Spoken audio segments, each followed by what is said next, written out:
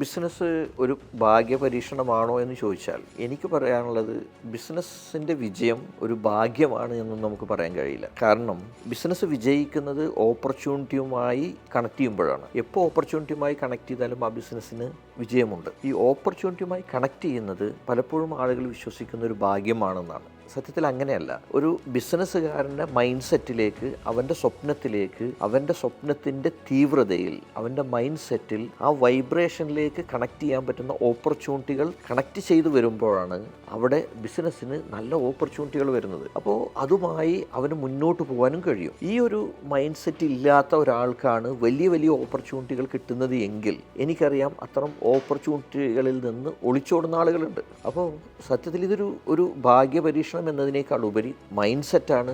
ആ മൈൻഡ് സെറ്റിന് വേണ്ടി ഇറങ്ങി പുറപ്പെടാനും അതിനു വേണ്ടി പരിശ്രമിക്കുവാനുമുള്ള ഒരു ബിസിനസ്സുകാരൻ്റെ കഴിവാണ് എന്ന് നമുക്ക് പറയാൻ കഴിയും.